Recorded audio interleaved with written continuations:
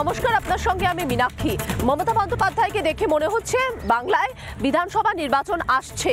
9 বছর পর সময় হয়েছে ফুরফুরা শরীফে যাওয়ার। গেলেন, ইফতার পার্টিতে সামিলও হলেন, কিন্তু তাতেও বরফ গলছে না, কারণ উন্নয়ন কিছুই হয়নি। নিজে বলছেন ফুরফুরা শরীফের পীরজাদা তওহা সিদ্দিকী। শুধু তাই নয়, 14 বছরে 14 টাকাও খরচ করেননি তওহা সিদ্দিকী, এমনটাই অভিযোগ করেছিলেন এর আগে। গতকাল ইফতার পার্টি সেরে মমতা বন্দ্যোপাধ্যায় ঠিক বেরিয়েছেন তওহা সিদ্দিকী বিস্ফোরক।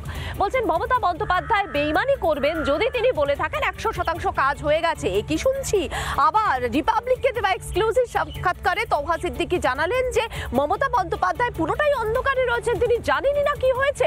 ফুরফুরা শরীফের উন্নয়নের কথা মুখে বলছেন, কিন্তু তিনি তো অন্ধকারে, কারণ যাদেরকে ক্ষমতা দেওয়া হয়েছে তারা ক্ষমতার অপব্যবহার করছে, আর সেই দায় এড়াতে পারেন না মমতা বন্দ্যোপাধ্যায় নিজেও। দেখুন এক্সক্লুসিভ সাক্ষাৎকার। তওহা সিদ্দিকী, আপনাকে অনেক স্বাগত রিপাবলিক বাংলায়। তওহাবাবু, উন্নয়নের জন্য মমতা বন্দ্যোপাধ্যায় বলেন সার্বিক উন্নয়ন হয়েছে। ফুরফুরা শরীফের উন্নয়নের জন্য আপনি কি চাইলেন বা কি চাইবেন আগামীতে? ফুরফুরা শরীফের উন্নয়ন হয়নি যদি আমি বলি, তা আমার চেয়ে বড় বেইমানি আর কিচ্ছু নেই। আর পশ্চিমবঙ্গের মুখ্যমন্ত্রী যদি বলেন আমি সব করে দিছি, এইটাও ঠিক নয়, এইটাও ঠিক নয়। একদিন উনি চুচুড়ায় দাঁড়িয়ে বলেছিলেন ফুরফুরা শরীফে মুসাফেরখানা হয়ে গেছে, উনি একদিন বলেছিলেন। তো যেদিন বলেছেন আমি সঙ্গে সঙ্গে ফোন করলাম, আমি বললাম আপনি যে এটা বলছেন ফুরফুরা মুসাফেরখানা হয়ে গেছে, মুসাফেরখানা হওয়া তো দূরের কথা, এক কুদাল মাটি ওঠেনি। উনি বললেন তাই নাকি? ওনাকে ইনফরমেশন দেওয়া হয়েছিল হয়ে গেছে, বুঝতে পারছেন না? তো পশ্চিমবাংলার মুখ্যমন্ত্রীকে চোখের আড়ালে রেখে চারিদিকে যে যা পাচ্ছে করছে। উনি যাদের হাতে দায়িত্ব দিয়েছে তারা ওনাকে মিসইউজ করছে। আমাদের ফুরফুরা শরীফে 100 বছরের ওপরে কোনোদিন অশান্তি হয়নি। আপনারা নিশ্চয়ই দেখেছেন ফুরফুরা শরীফে অ্যাডিশনাল এসপি পর্যন্ত মার খেয়েছে কিছু, কেন এখানে লবি তৈরি করে দেওয়া হয়েছে, তৃণমূলের দুটো লবি তৈরি করে দিয়ে এই জিনিসটা করেছে। আর এর মাথা ছোট নিচু কেউ নাই, এর মাথা ওপরে। ফুরফুরা শরীফে লবি তৈরি হয়েছে, লবি তৈরি হয়েছে বলবো না, তৈরি করা হয়েছে, তৈরি করে অরাজকতা হয়েছে। মমতা ব্যানার্জি উনি সুন্দর অ্যাকশন নিয়েছিলেন, আমাদের এমপি সুন্দর অ্যাকশন নিয়েছিলেন।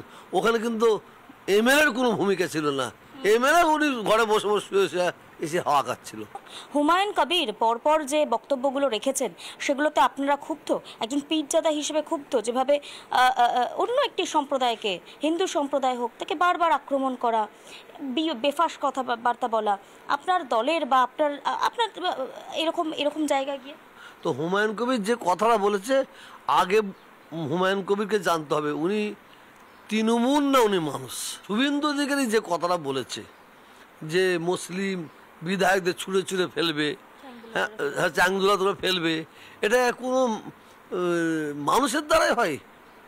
কোনো মানুষের দ্বারাই হয় হতে পারে বলে আমি মনে করি না, এইটাও ঠিক নয়। হুমায়ুন যদি বলছে আগে আমার পরিচয় আমি মুসলমান, না না, এটা ভুল বলেছেন উনি। হুমায়ুন কবির উনি আমার মনে হয় উনি ভুল বলেছেন। মানে আমি তওহা সিদ্দিকী, আমি মুসলমান ঠিক, কিন্তু আগে আমার পরিচয় আমি মানুষ। মমতা বন্দ্যোপাধ্যায় যে এতদিন ধরে শুধুমাত্র তোষণের রাজনীতি করছেন তারও স্পষ্ট হয়ে গেল তওহা সিদ্দিকীর এই বক্তব্যে। বক্তা দিলীপ ঘোষ আরও অভিযোগ, যেখানে মমতা বন্দ্যোপাধ্যায় উন্নয়নের জোয়ারের কথা বলছেন সেখানে তো উন্নয়নের লেশ মাত্র হয়নি। কি বললেন শুনুন। ফুরফুরা নিয়ে রাজনীতি করে আসছেন মমতা ব্যানার্জি গোড়া থেকে। আপনি যে উদ্দেশ্য নিয়ে যাচ্ছেন আমাদের প্রশ্ন নেই, ফুরফুরা শরীফের যারা মানুষ তারাও প্রশ্ন করছেন, তারা আপনাকে বয়কট করছেন। দিন পর্যন্ত উনি যে প্রতিশ্রুতি দিয়েছেন ফুরফুরা শরীফে গিয়ে বা ওখানকার তওহা সিদ্দিকী কোম্পানির সঙ্গে কথা বলে, তার কথাটা পুরো হয়েছে। অন্য জায়গায় ওয়াকফ বিল নিয়ে অনেক কথা হচ্ছে, বলে দিচ্ছেন, অনেকে ডায়লগ দিচ্ছেন যে জান দে দেঙ্গে। যারা ডায়লগ দিচ্ছে তারা কবার শহীদ হয়েছে? বাবরি মসজিদ শহীদ হয়ে গেল, কজন দিয়েছে প্রাণ? 370 ধারা শহীদ হয়ে গেল, কজন দিয়েছে? রাম মন্দির হয়ে গেল, কাশ্মীরে 370 ধারা বলা হয়েছিল খুন কি নদী বহে যায়গি, নিজেরা বয়ে গেল।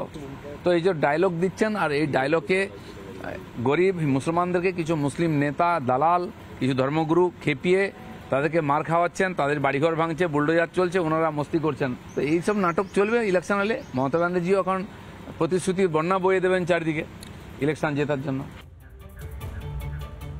নাটক চলছে, মমতা বন্দ্যোপাধ্যায় যেটা করছেন সেটা নাটক। মমতা বন্দ্যোপাধ্যায় নাটক করে থাকেন, ভোটের আগে এই নাটক আরো বাড়ে। দিলীপ ঘোষের এই বক্তব্যেরই ছায়া দেখা গেল বিজেপি বিধায়ক শঙ্কর ঘোষ এবং শিখা চট্টোপাধ্যায়ের গলাতেও। তারা কি বললেন তৌহা সিদ্দিকীর এই বিস্ফোরক মন্তব্যে, শুনুন। বারবার করে যদিও বলতে নেই, অনেকে বলেন যে মমতা ব্যানার্জি টুপি পরাতে ভালোবাসেন। তো এই 2011-র পরবর্তীতে মুসলিম সমাজকে উনি শুধু ভোট ব্যাংক হিসেবেই ভেবেছেন। ক্ষত ঢাকতে তিনি আবার নতুন করে তাদেরকে কিছু প্রতিশ্রুতি দিয়ে তাদের ভোট ব্যাংক বা তার ভোট ব্যাংককে রক্ষা করতে গিয়েছেন। আমার মনে হয় না কার্যকরী হবে। মুখ্যমন্ত্রী আপনাদেরকে দুধেল গাই বলেছে, সমাজকে, মুসলিম সমাজ হচ্ছে দুধেল গাই, তার লাথি খেতেও প্রস্তুত। আজকের দিনে দাঁড়িয়ে এই ধরনের নির্লজ্জ তোষামতকারী মন্তব্য মুসলিম সমাজকে কি দিল সেটা নিশ্চিতভাবেই আপনাদের একবার পর্যালোচনা করা দরকার। এই জন্মসূত্রে মুসলিম হয়ে জন্মাচ্ছেন, তাদের ভবিষ্যৎ কিন্তু পশ্চিমবঙ্গে মমতা ব্যানার্জির রাজত্বে আরও অন্ধকার। উনি বলে দেবেন আমি করব, কিন্তু উনি বুঝতে পারছেন যে আমি 26-এর পরে আর টিকবো না। উনি যেখানে যা বলছেন, ইফতার করতে গিয়ে উনি বলে এসছেন কলেজ করে দেবো, উনি বলেছেন হসপিটাল করে দেবো, এখানে ওই রকম বলবেন উনি আমি সব করে দেবো, কিন্তু আগামী দিন সেটা করার মতো উনি সুযোগ পাবেন না। আমি এইটুকু আপনাদের বলতে পারি। সংখ্যালঘু নেতারা একের পর এক মুখ খুলছেন। মুখ খুলেছেন তৌহা সিদ্দিকী, মুখ খুলছেন সিদ্দিকুল্লাহ, এর আগেও মুখ খুলেছেন একাধিক নেতা। জাকির হোসেন মুখ খুলছেন, এবার মুখ খুলতে দেখা গেছে হুমায়ুন কবিরকেও। তাহলে কি তারা এই হুমায়ুন কবির থেকে শুরু করে সংখ্যালঘু নেতারা তারা সন্তুষ্ট নন? বারবার বিতর্কে জড়িয়েছেন এই হুমায়ুন কবির বিতর্কিত মন্তব্যের জেরে, এবং তার জন্য শৃঙ্খলা রক্ষা কমিটি তলব করেছে হুমায়ুন কবিরকে। হুমায়ুন কবির গতকাল রিপাবলিক বাংলায় জানিয়েছিলেন তিনি জানেনই না এই তলব সম্পর্কে, তার কাছে কোনো ইনফরমেশন আসেনি। কিন্তু আজকে তিনি বলছেন যে তার কাছে যে ইনফরমেশন এসেছে তার পরিপ্রেক্ষিতে তিনি হয়তো যাবেন। তলবের সারা হুমায়ুন কবিরের, আর একই সঙ্গে হুমায়ুন কবির যে শোকজের যে জবাব দিয়েছেন সেই শোকজের জবাবে তৃণমূল শৃঙ্খলা রক্ষা কমিটি খুশি নয়, যে কারণে তাকে ডেকে পাঠানো হয়েছে এবং তিনি যাবেন বলে জানানো হয়েছে। হুমায়ুন কবির ঠিক কি বললেন শৃঙ্খলা রক্ষা কমিটির তলব নিয়ে, শুনুন। যাবেন? নিশ্চয়ই যাবো। কখন যাবেন? যখন টাইম হবে, ওনাদের যখন টাইম হবে তখন।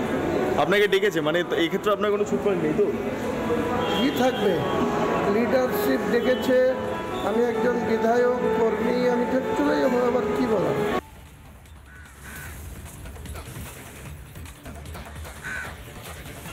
হুমায়ুন কবির গতকাল বললেন তিনি জানেন না শৃঙ্খলা রক্ষা কমিটি যে তাকে তলব করেছে। আজকে তিনি আবার আমাদের প্রতিনিধি বিট্টুকে বললেন হ্যাঁ যাব, অবশ্যই যাব, তবে সময় বলতে পারছি না। সময় তিনি জানালেন না, তবে তিনি জানেন। গতকালই শোভনদেব চট্টোপাধ্যায় থেকে শুরু করে অরূপ বিশ্বাস থেকে শুরু করে চন্দ্রিমা ভট্টাচার্য সকলে শৃঙ্খলা রক্ষা কমিটির বৈঠকে ডেকেছিলেন, এবং সেই বৈঠকে তাদের বিষয় ছিল হুমায়ুন কবির। সেই হুমায়ুন কবিরই কিন্তু গতকাল দেখা করলেন না শৃঙ্খলা রক্ষা কমিটির সঙ্গে, কিন্তু তিনি শোকজের জবাব দিয়েছিলেন। সেই শোকজের জবাবে সন্তুষ্ট হলো না তৃণমূল কংগ্রেস, যে কারণে তাকে তলব করা হয়েছে। একের পর এক সংখ্যালঘু নেতারা মুখ খুলছেন। এর অর্থ কি?